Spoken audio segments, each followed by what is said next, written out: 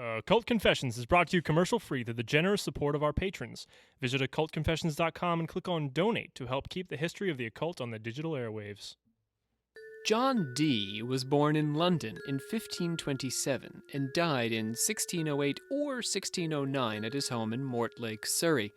He was a mathematician, astronomer, consultant to explorers, alchemist, translator of angelic language, and amassed one of the most impressive libraries in Europe, gathering around 3,000 books and another 1,000 manuscripts. His reputation as an occultist has lasted through the centuries and is perhaps his largest claim to fame today.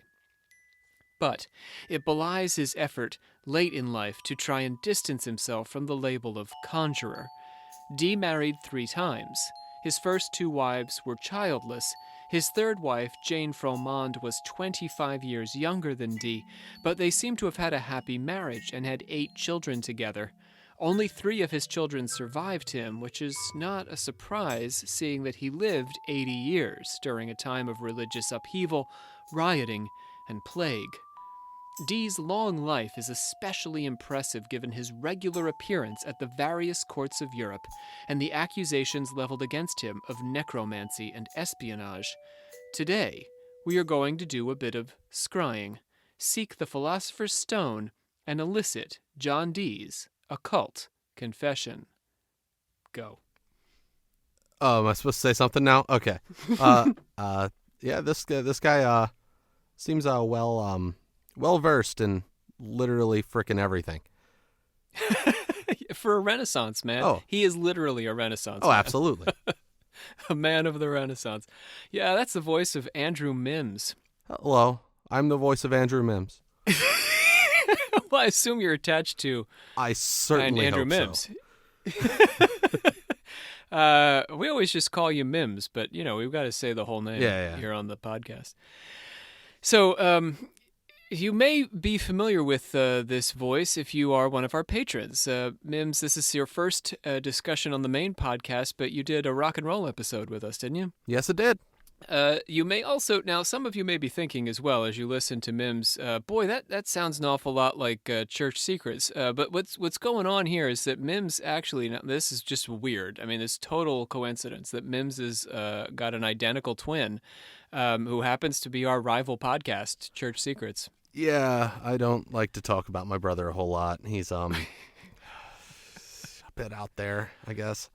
Yeah. Well, when's the last time you guys spoke? Christmas, something like that. That's awkward. Yeah, That's awkward. just sitting at ends of the table. It was an awkward time. He actually turned you on to this podcast, right? He let you know about us. Oh yeah, absolutely. He was just like plenty of unsavory words, but I was just like, hey, this seems cool. So I hopped in. Quit your metal band and hopped into the podcast. Something like that. Let's do that pledge. We the members of the secret order of alchemical actors. Chemical actors do solemnly commit ourselves to a full and honest telling of the history of the occult as far as we know it. That's pretty good for a first time. Cool. Yeah. Not too bad. Could have been a lot worse. Just the two of us today. Olivia is hard at work on our next episode coming up, which is going to be our first interview-based episode. We're not going to do those very often, but we've interviewed a bunch of cult-themed artists. So that's what Olivia's at right now. She's been busy interviewing folks. So let's get into some plugs. Do you know how to do the plugs, Mims? Not really. You just say the word plug 3 times. Plug. Like that? Need to be a little more mysterious, a little more energetic? Well, you get to do it again on the way out. So I think that what was amazing about that is that I think you managed to say the word exactly the same each time. All right. So we have... are we happy to welcome Roxy B? I love that name, Roxanne. Or maybe you're just Roxy. How do I know? Bradley G, Colleen M, Also, Sharon M. We want to welcome back some returning patrons, Derek M. and Laura D. And thank our friend Cat Daddy Welds for a bump in patron donation. Thank you, Cat Daddy. I like that name. Cat Daddy? Oh, yeah. He's a welder, Cat Daddy. Oh, that's neat. I think I can gender him because he's going by Daddy here, so I'll go ahead and he. Well, Cat one Daddy would Welds. assume. We hope. If, Yes. If not, it's whatever, you know? And I know because he's communicated with us. So I did mention the last time that we had hit our mark for funding the podcast, and this is true. But you notice folks are still joining. Now there are good reasons for that. First and foremost is that these folks are helping us pay down the debt we've accrued to this point. But the second part of this is that now that we've hit this point, what that means is not that we just sort of sit back and say, "Okay, we're good." As patrons continue to join the crew. What we'll be putting that money toward is things like expanding onto YouTube and developing new content, not to mention developing new Patreon content. So yes, we are thrilled. We have hit our first benchmark, but now, as is customary, we have set a higher benchmark for ourselves. And if you have been enjoying the podcast, we hope you will consider even $1 a month to sustain us, but also to expand us out into the wide universe of the interwebs. All right. Yeah. So at the end of the episode, I'll say one more thing. At the end of the episode, we are going to talk a bit about the Dark Pool. Mims was tangentially connected to the Dark Pool, which is our newest project. So he'll be the perfect person as a sounding board for discussing exactly what this is about. Okay. So here's your chance, Mims. Close up those plugs. Plug. Oh, nice variation Better? in there. Yeah, I figured it'd fluctuate this time. Yeah, I like that. It was nice fluctuation. Thank you. Dee entered Cambridge at the age of 15, where he kept a relatively rigorous study schedule. Or at least so he tells us. We have to keep in mind that Dee, like most living, breathing people, wrote about himself with a strong bias. Like we all do, right? Yeah.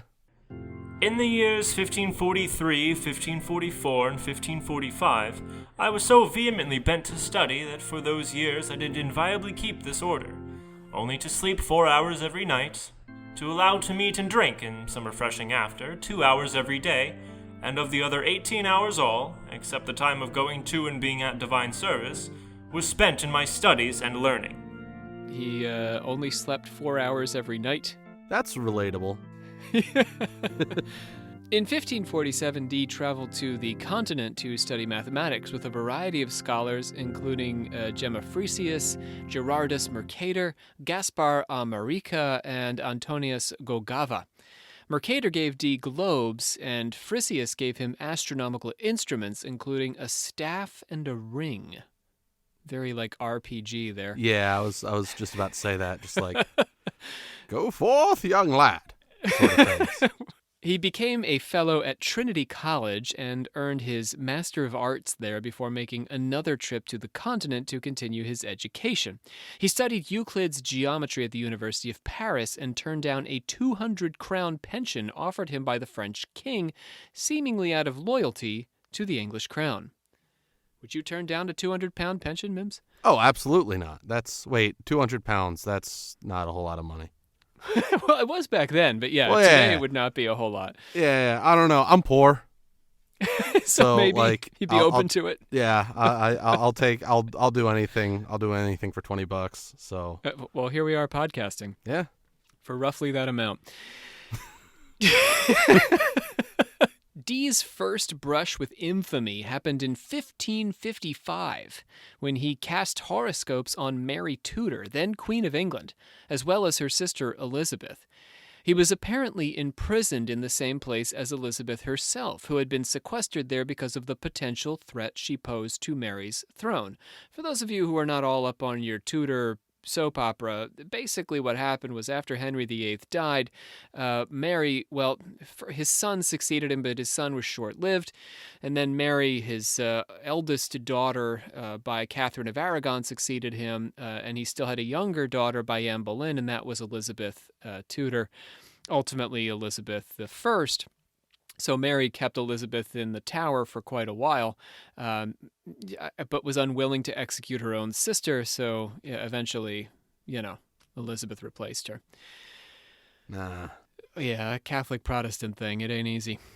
Upon suspicion of which my service then, and upon the false information given in by one George Eris and Prideaux, that I endeavored by enchantments to destroy Queen Mary I was prisoner at Hampton Court, even in the week next before the same Whitsuntide that Her Majesty was there prisoner also.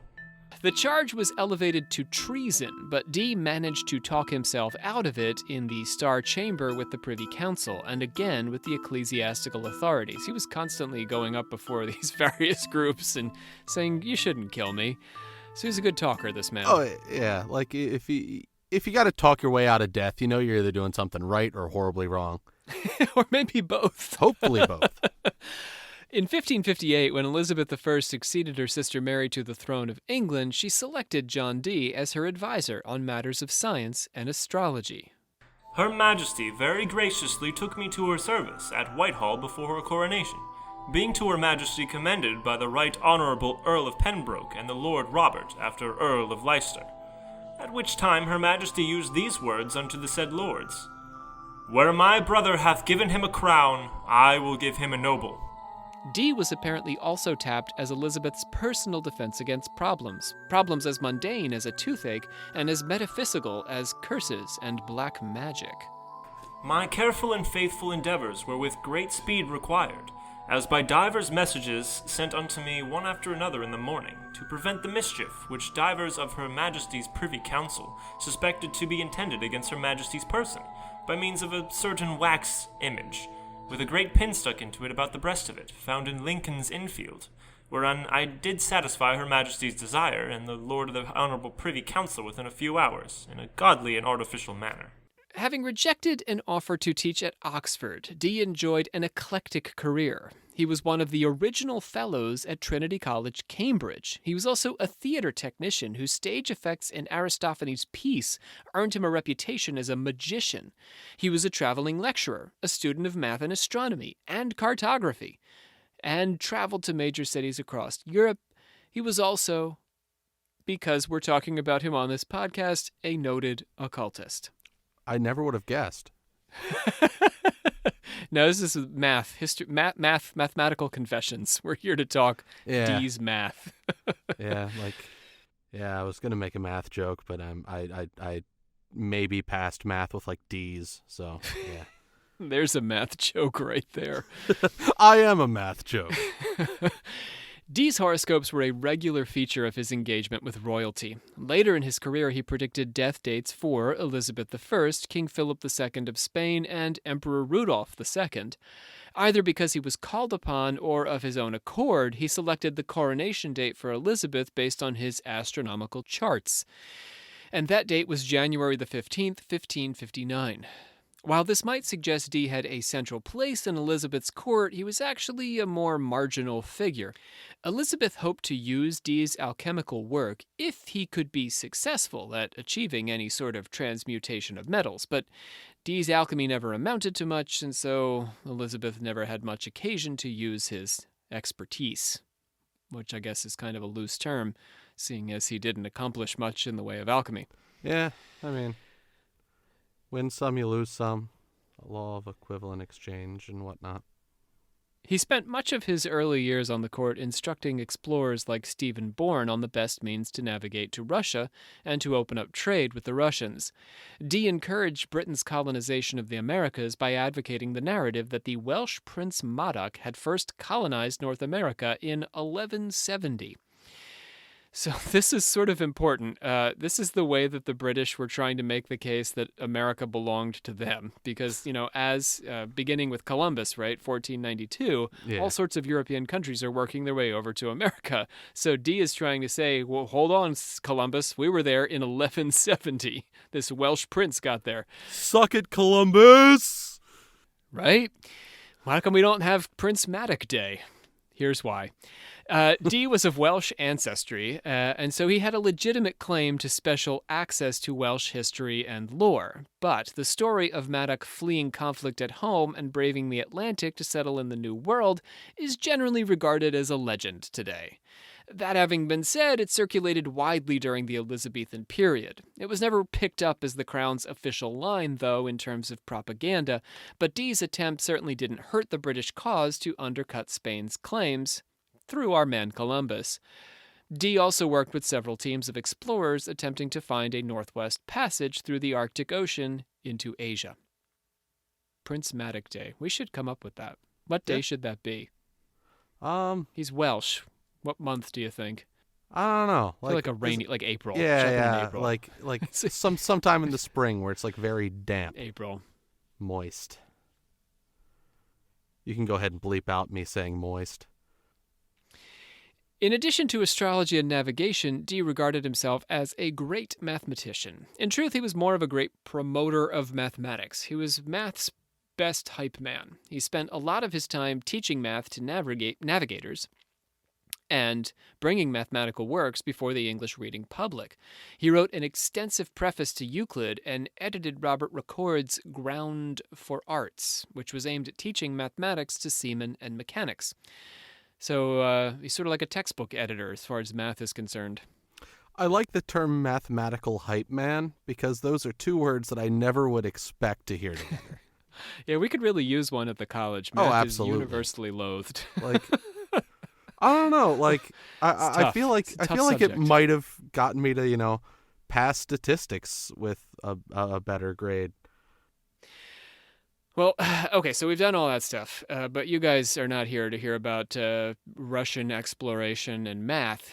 You're here to talk about alchemy. Gentle confessors, let's get down to it. Dee's great passion was for alchemy. He believed that mathematics were the bridge connecting the natural with the supernatural. So see, we're pulling it all together. In 1564, Dee published his great alchemical text, the Monas Hieroglyphica. The book proposed a symbolic language that would explain the inner workings of creation, the material world, and a mystical plan for the ascent of the soul. In 1556, Dee spent the month of July reading 55 alchemical texts, which he categorized in his library under the heading Chemici, suggesting the overlap of chemistry and alchemy. So I guess if you put the words together, you get Chemici. That's fun. That's a really fun sounding word. It's cute. Yeah. Seems like a character on a kid's show. Hi guys, I'm Chemici. Frothing at the head. Bubbling over. Yeah. Okay. Dee was particularly engaged with Paracelsian literature, having over 90 volumes devoted to Paracelsus. Elizabeth I was apparently very interested in the secrets hidden in Dee's book. After my return from the Emperor's court, Her Majesty very gracefully vouchsafed to account herself my scholar in my book, written to the Emperor Maximilian, entitled Monas Hieroglyphica, and said if I would disclose unto her the secrets of that book, she would et dicere et faci, learn and do. Following the theories of German polymath Johannes Trithemius, Dee advanced the connection between astrology and alchemy, stressing the interconnection of cosmos and Earth. Alchemy was considered an inferior or terrestrial form of astrology. The same secrets discovered through alchemical research would reflect the secrets of the cosmos. As we'll find out in a later episode, the Chinese feel much the same, that alchemy and astrology are intimately connected. The Monas is a symbolic exploration that does not always correlate to concrete applications. Dee analyzes his central symbol, the titular Monas Hieroglyphica. There it is. The symbol looks like a one-eyed stick figure with the moon forming horns on the top of the head and two open curves where the feet would be. The figure represents Mercury, the first planet, with the open downward-facing curves at the bottom representing Aries, first in the zodiac. The symbols for Alpha and Omega can be formed from the Monas, and also the symbols for all of the planets. I'm sure it's very easy for all of you to picture. If there's one thing podcasts are good at, it's describing complex symbols. Just trust us. It looks cool. Think in a 70s occult based prog rock band symbol. Yeah, this is the thing that's most closely identified with him, at least image wise. Yeah. So in his alchemical treatise, Dee borrows two themes from the Emerald Tablet attributed to Hermes Trismegistus. Number one, the Philosopher's Stone is a monad, much like the unitary word of God that formed the universe. So it is this sort of like one true element. Number two, the interdependence of the celestial and the terrestrial is a fact of nature. So as above, so below. And the movement from one to the many and back to the one and the uniting of earth and heaven are central to the process that Dee envisions. This is Emerald Tablet kind of stuff. So we go up to the heavens, we come back to the earth, we're uniting heaven and earth. This is all the alchemical work that we're trying to achieve. Metals form the combination of a kind of ideal philosophical or abstract concept of sulfur and mercury, depending on their purity and proportion. Actual sulfur and mercury approximate these substances but are pale reflections. If ideal mercury and sulfur are perfectly pure and combined in perfect equilibrium, they form the Philosopher's Stone, which in turn forms gold. So you see that it takes a lot of human action to get this perfect alchemical function. We don't just want to use the stuff you pulled out of the ground. Yeah, you gotta make sure it's just the right amount of mercury to kill you. You got to mess around with it. Yeah, you got to get your hands on it. Get your hands dirty. So, the Philosopher's Stone is an elixir that takes the imperfect and impure proportions of mercury and sulfur and transforms them such that they match the conditions for making gold. Any common substance could theoretically be used, with its components being broken down and purified into the ideal sulfur and mercury. Different authors had different approaches to forming these purified substances. Thomas Norton, for example, focused on the combinations of fire, earth, water, and air, and their various transformations. The alchemist mimics the creator in the way he combines these elements to yield the Philosopher's Stone. Dee talked about the sun as a philosophical mercury and the moon as philosophical sulfur, combining to purify the earth as the basic matter of the process. The elements ascend through 7 revolutions corresponding to the 7 planets toward a perfect state of purity and unity. This process is parallel to the movement from body to soul, such that the soul's mystical ascension is also the alchemical transmutation.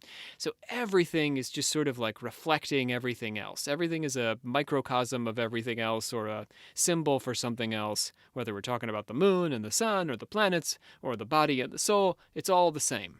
It's all kind of like interwoven into like some cosmic web. Yeah. Yes. Yeah. Exactly, a web, yeah, a cosmic web, a unity, a fundamental unity. I mean, that's what alchemy gets at, that there is this fundamental unity which allows us to achieve these transmutations, because everything is essentially, in one way or another, the same.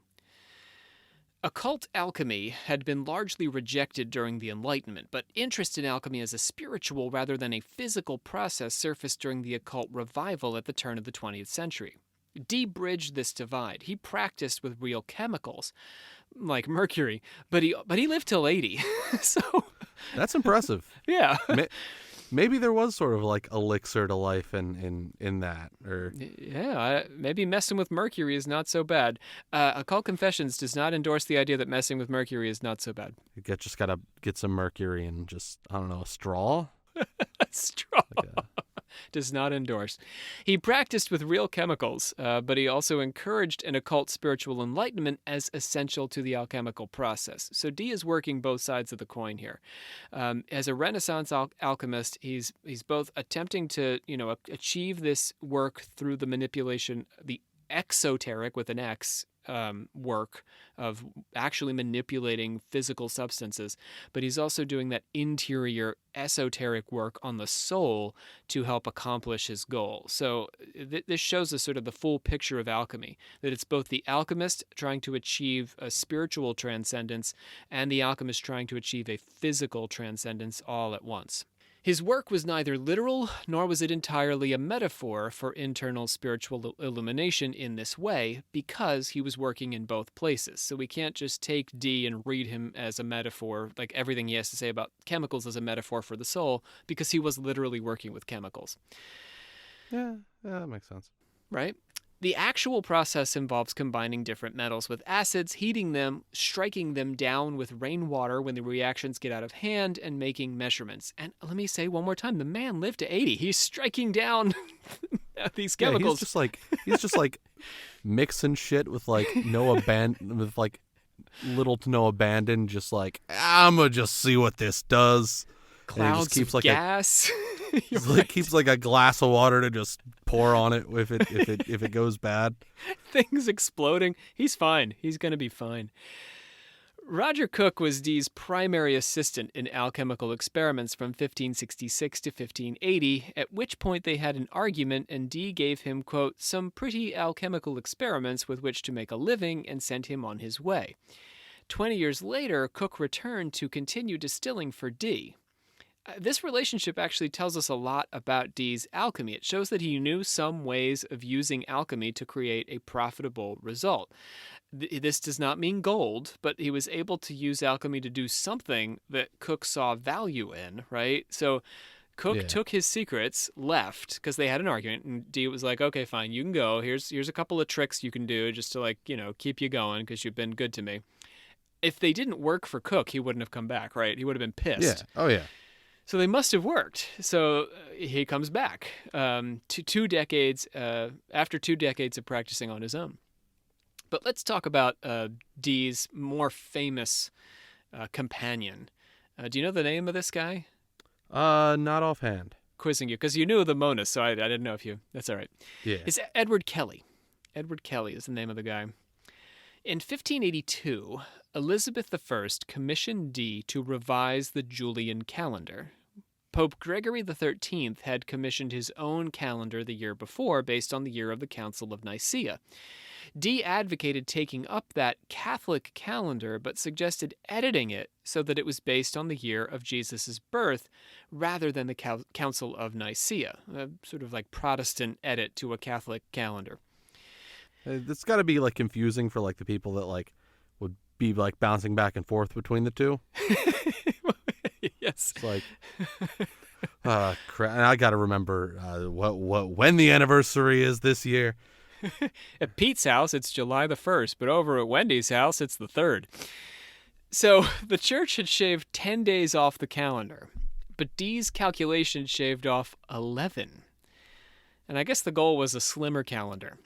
The bishops ultimately rejected Dee's calendar because the idea for a calendrical reform had initially been issued by the Pope, and the Protestant English court viewed the Pope as an antichrist. So the whole project was just botched. Dee was like, oh, look, they're fixing the calendar. I can fix a better calendar than them. And Elizabeth was like, it's the Pope's idea, so it's poison, the Antichrist. So this was more or less the end of Dee's career outside the realm of the occult. After 1583, he devoted himself almost exclusively to alchemical pursuits and angelic communication. His work focused on 3 primary areas. First, the finding of buried treasure through scrying, which involves a pendulum. You know what we're talking about, scrying? Can you picture it, Mims? Yeah. You get that pendulum and you let it swing, and it helps you determine, yes or no answers, or helps you find stuff if you put it over a map, right?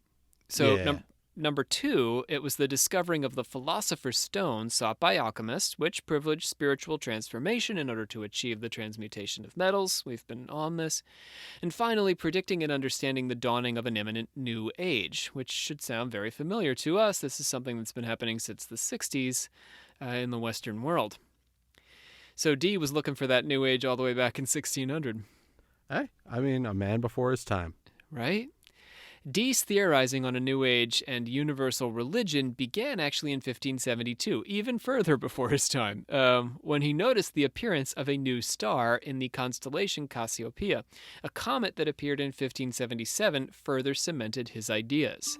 Her Majesty took pleasure to hear my opinion of the comet appearing anno 1577, whereas the judgment of some had unduly bred great fear and doubt in many of the court, being men of no small account. For Dee, the star signified the emergence of a new British Empire, spurred by the colonization of North America and ruled over by Elizabeth I, with Dee as her court philosopher. Dee saw himself as a prophet who could aid in the conversion of the Jews and create a universal religion, uniting Catholics and Protestants.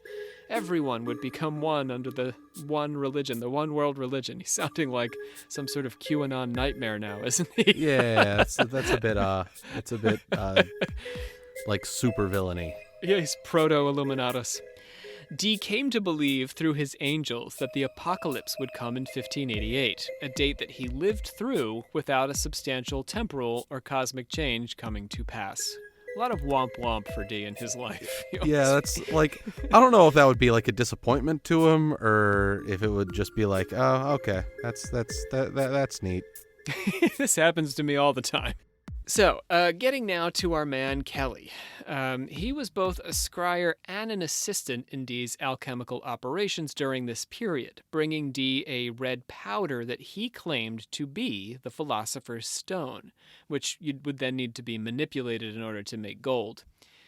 Kelly's angels promised a kind of alchemy not practiced since the time of Adam that would yield a medicine of God capable of healing the sickness and decay of the natural world. So the premise here is that Adam, the original man, was an alchemist and was possessed of alchemical secrets that had been lost through time. Polish Count Albrecht Laski took an interest in Dee's work and persuaded him that his efforts would be better appreciated in Poland rather than at the English court, where he was being largely ignored. A shout out to Michael, who was a Polish listener who I just heard from today. So how interesting, we're talking about Poland. And off Dee goes to Poland to work for the Count.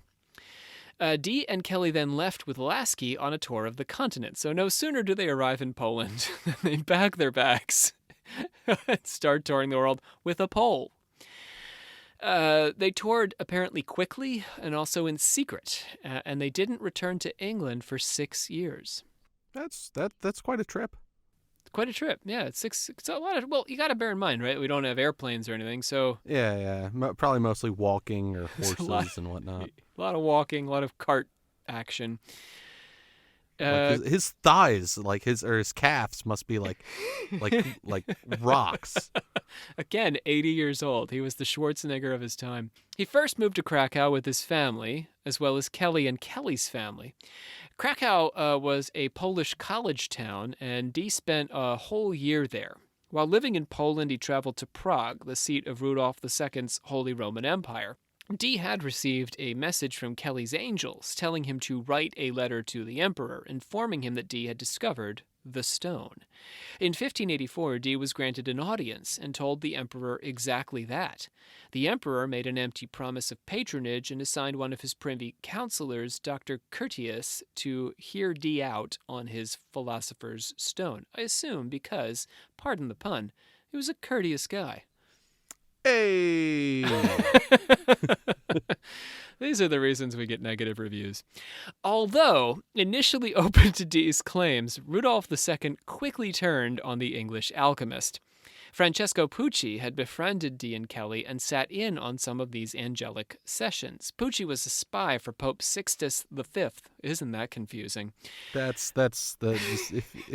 if you have a number in your name and a title that is a number, they should at least match.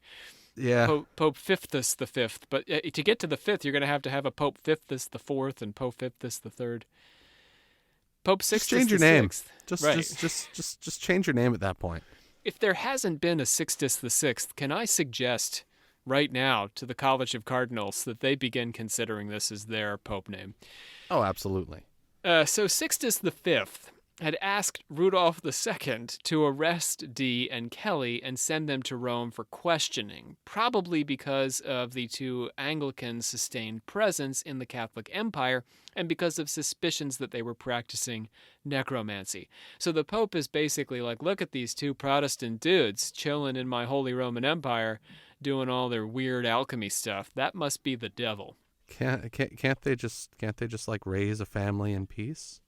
Apparently not. Not if you're raising them on demon money. Yeah. Well, like raising them like from the dead. Yeah. Yes, you can't do that in peace. That's going to draw a crowd. The emperor had 3 of Dee's manuscripts based on his angelic conversations burned, and then he banished Dee and Kelly from Prague. Dee may have been working as a spy for Sir Francis Walsingham at this point, but there's no conclusive evidence outside of letters between them alleged to have been written in cipher. Now, many of you are probably wondering, Who is Sir Francis Walsingham? Because you're not up on your Elizabethan court politics. Mims, you up on your Elizabethan court politics? Can't say I am, Rob. So Walsingham was Elizabeth I's principal secretary from 1573 until 1590, and he was generally regarded as her spy master. Walsingham had a habit of employing occultists as spies, deploying Dominican friar and hermetical philosopher Giordano Bruno to the French embassy, through whom he eventually uncovered pieces of a plot by supporters of Mary, Queen of Scots, to invade England and take the throne. So frequently we see in Walsingham these occultists operating sort of in a high political function. Yeah, it would just kind of like draw like attention, just like, oh, they got like 3 occultists in town. Which one is it? So, any occult listeners out there who participated in the Russian hacking of our American democracy, could you please just go ahead and out yourselves to us? We know you're out there. We see you. Yeah, we know it. There's no hiding it. There's no hiding. Dee's involvement in espionage, however, although it was suspected by his contemporaries, remains unproven. But the fact that he knew Walsingham was tied to the court and was also an occultist who was traveling the world, it seems reasonable that Walsingham was probably using him to gather information.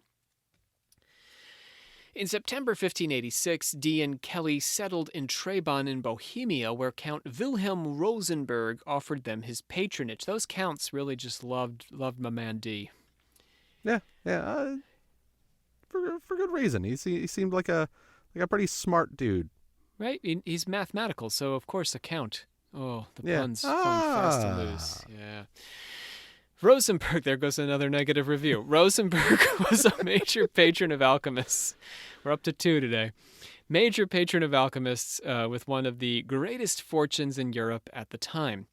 Rumors spread that Dee had succeeded in discovering the Philosopher's Stone, and Russia's Tsar Fyodor Ivanovich contacted Dee to get him to come to his court for a sum of £2,000 per year. But here's what's weird about this. Dee, who was never a wealthy guy and never managed to get Elizabeth to pay him very much, turned down this very lucrative offer to move to Russia. That was like a pretty handsome sum of money back then. Oh yeah. Yeah. You accepted £200 earlier. This is 10 times that. Yeah, but I should have held off. You could have gone to Russia. But it's cold there. But other than that, you're getting paid. Yeah, like for that kind of like 1500s money, like absolutely. Lovely people. By 1587, Dee and Kelly had started to part ways on their vision for their alchemical and mystical process. Kelly was laser-like focused on the Philosopher's Stone, whereas Dee was interested in the angelic visions of a dawning new age. Kelly's spirits told Dee to release the scryer from his service, and Dee complied, replacing Kelly with his 7-year-old son, Arthur. But Arthur was unable to see the spirits no matter how Dee attempted to prepare him, and so Dee entreated Kelly to return to work for him, and Kelly consented to resume his previous job. The angels informed Dee through Kelly that Dee and Kelly should henceforth share everything, including their wives. Kinky. The pair had a long conversation about this request, but Dee ultimately agreed, and his wife Jane slept with Kelly, arguably a breaking point in the two men's relationship. I mean, understandable. Whew. Yeah. Around this time, Kelly's fame eclipsed Dee's, such that the British diplomat Sir Edward Dyer requested that Kelly come back to court to show how he'd produced gold, but said nothing to Dee. This was a remarkable insult to the learned alchemist, since Dyer was godfather to one of Dee's children. Ouch. At Rudolph II's court, Kelly demonstrated his ability to turn 1 ounce and 1/4 of mercury into 1 ounce of gold using his red powder. He was knighted and stayed in Bohemia for 6 years, but the emperor eventually grew tired of him and threw him in prison. There's no middle ground there. Yeah, it's just like you're either liked or hated Star so of the much. show or in jail. Yeah. In 1595, Kelly died after sustaining serious injuries from a fall while attempting to escape his imprisonment. And that brings us to the last chapter in Dee's life, Manchester. On returning to England in November 1589, Dee discovered that his library at Mortlake had been raided, so he left his house for 6 years. And, like thieves got in and, mice and stuff. Yeah. I mean, can you really expect it? Did he have like somebody like checking up on it? In addition to his 4,000 volumes, globes, and astronomical instruments, Dee had collected compasses and rare documents that may have gone toward proving his case that the Princes of Wales had some claim on the New World. Unto the tower I had vowed these, my hardly gotten monuments, as in manner out of a dunghill in the corner of a church, wherein very many were utterly spoiled by rotting, through the rain continually for many years before falling on them, through the decayed roof of that church, lying desolate and waste at this hour. But truly well deserve they the imprisonment of this tower that will still now keep them, if any public warning by her majesty or her right honourable council were given for restitution of them to the office in the tower. There are two accounts of this event. One holds that Dee's house had been ransacked by an angry mob, likely inspired by prejudice against his supposed necromancy, and his priceless library and instruments were destroyed. Another version has Dee's former associates pilfering Dee's collection in his absence. In this version, Dee is less of a black magic boogeyman and more a victim of crappy friends who knew the value of his collection. His description shows that in either case his place had been left in ruin. He spent the next 6 years living off the generosity of friends and sales of his books and anxiously appealing to the Queen and her Privy Council for a position. Most reverently and earnestly, yea, in manner with bloody tears of heart, I and my wife, our 7 children and our servants, 17 of us in all, do this day make our petition unto your honours, that upon all godly, charitable, and just respects, had of all that which this day you have seen, heard, and perceived, you will make such report unto her most excellent majesty, with humble request for speedy relief, that we will not be constrained to do or suffer otherwise than becometh Christians. He was finally granted the wardenship of Christ's College at Manchester in 1595, which he held until 1609. There's some debate as to whether this appointment, which put Dee in charge of a small but contentious group of mostly Puritan fellows for a sum of money that was not quite enough to support his family, was actually a punishment. One would think. It's entirely possible. Valid conclusion. At Manchester, Dee came up against one of several cases of exorcism that he dealt with in his lifetime. In 1596, Nicholas Starkey of Cleworth Hall in Lancashire contacted Dee for help with his children who had been struck with fits of shouting, including violent responses to prayer and a strange ability to speak in Latin, which actually sounds kind of like a good thing.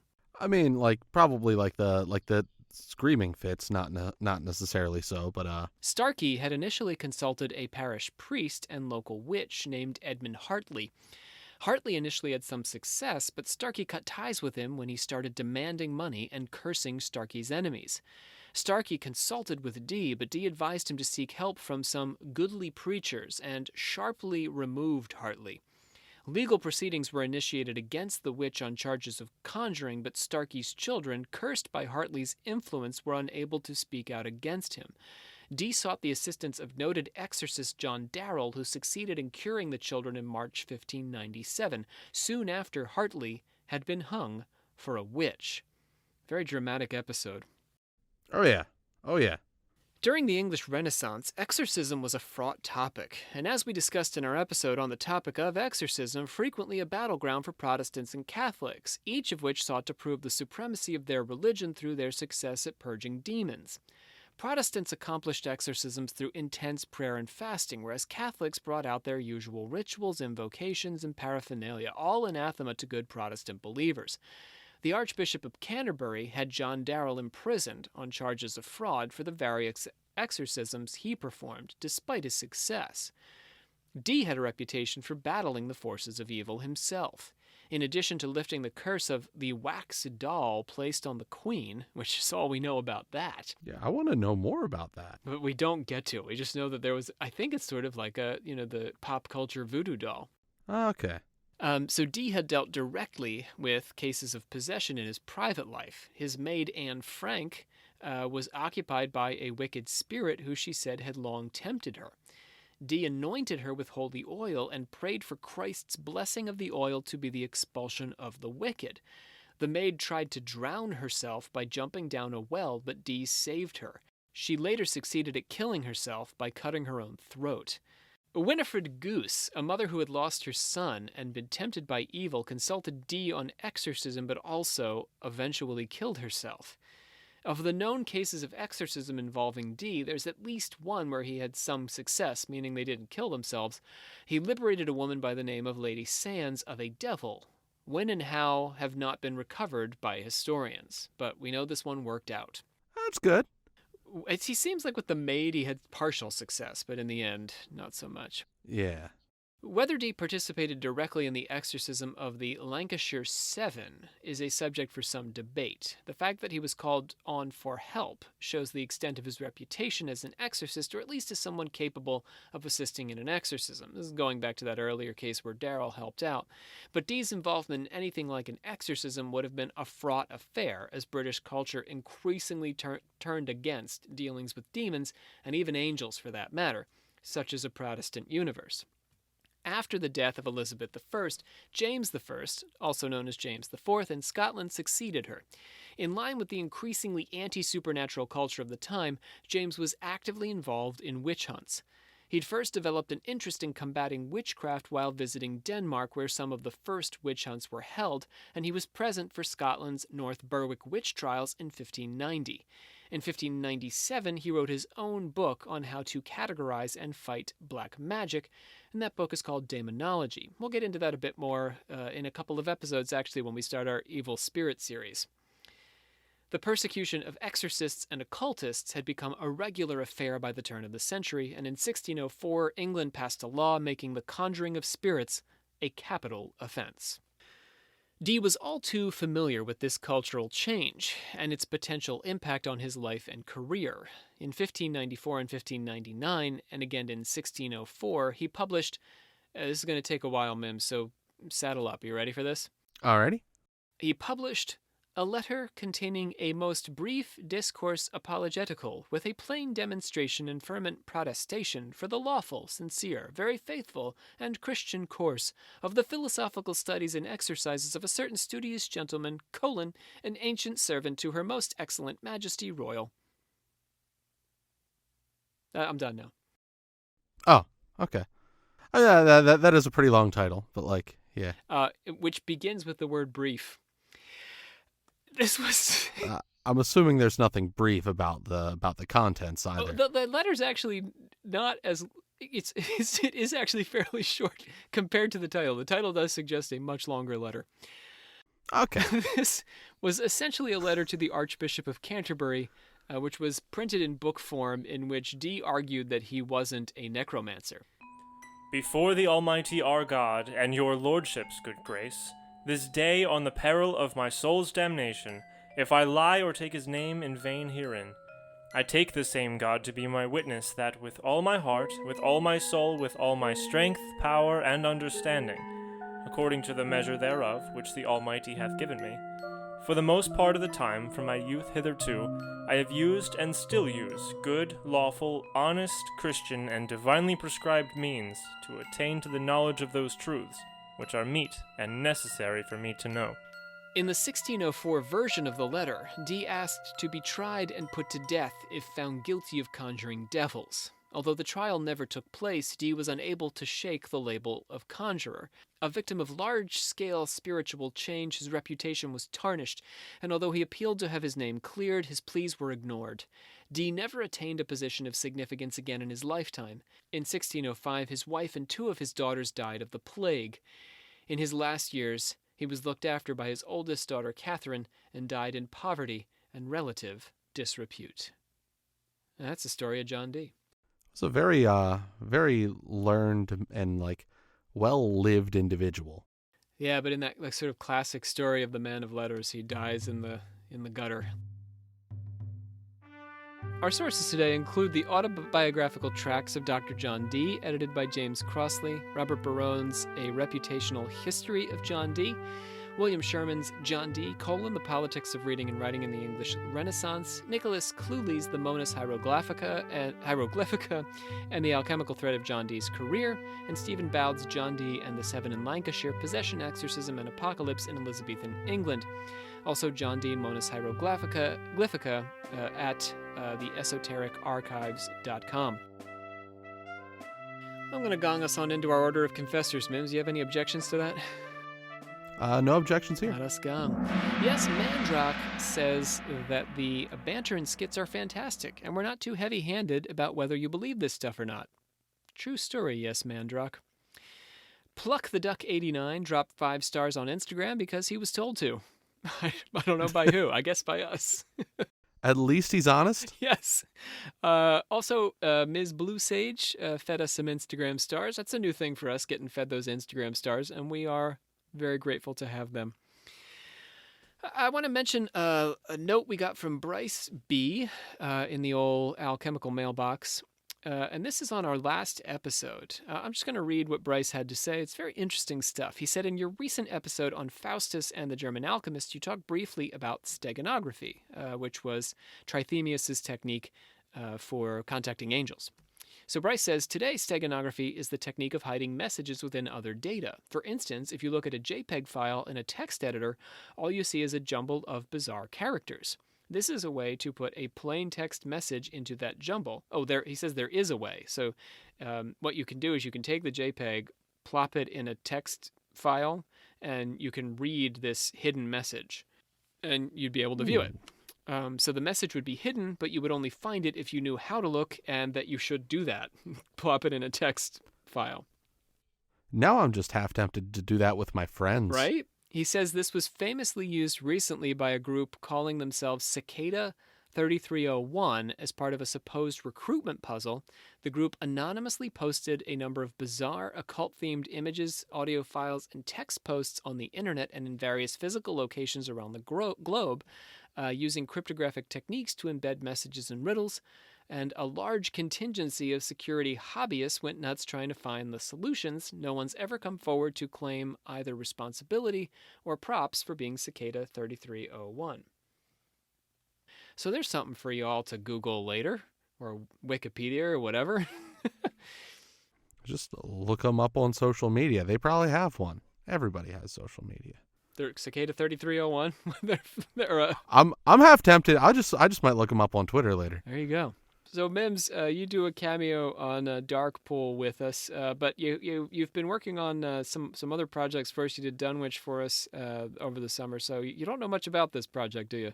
Not a whole lot, besides like a few things here and there, and like the cameo that I did. So why don't you ask me some questions and hope give our listeners a sense of what would be in store for them here. What do you want to know? Well, Rob. What can you tell us about Dark Pool? What can the audience have in store for? Oh, very good. I can't talk. Yes, excellent question. So basically, what's going on with Dark Pool is we have 4 brand new folks who never done anything with us before. I literally took them from one of my classes at the college. And I started having them do this a real paranormal experiment with us. And out of that paranormal experiment grew this sort of interesting notion of there being a kind of parallel dimension that they were accessing through sound. A parallel dimension, you say? Yeah. I don't know if I can say much more about it because... We're still don't want to give it away. We're still sort of arguing about it, and I don't want to tell people what to think about exactly what's going on with this, because I think there are a lot of ways to interpret what we discovered through this work. Well, I know. I'm looking forward to giving it a listen.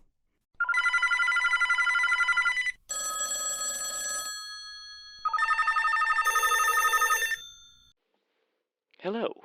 You have reached the Alchemical Actors Hermetic Hotline. At the moment, the hotline has gone cold. If you are having a hermetic emergency, please hang up and DM us on Instagram. Otherwise, please leave a message at the sound of the tone. You think it's funny calling your occult podcast compatriot my twin? Worse yet, my identical twin? As if I'd have a twin involved in the dark art of occult podcasting. It's sick. You're a sick man. You're very, very sick. But he's got a pretty sweet speaking voice. If you'd ever be interested in doing some work for Church Secrets, have him hit us up on MySpace. I hereby adjourn and declare closed this meeting of the Secret Order of Alchemical Actors until such a time as we get together and do it again. Our voice today was John Cook. He was doing the voice of John Dee, and I was joined by Andrew Mims, neophyte of the Order. Hi. Beautiful. My name is Rob C. Thompson. I am your Supreme Hierophant. Our next episode is going to be a special on occult creativity and occult art. And then we'll be closing the alchemy series with an episode on China before we move on to our evil spirit series just in time for Halloween. Thanks so much for listening. We'll catch you next time here on Occult Confessions.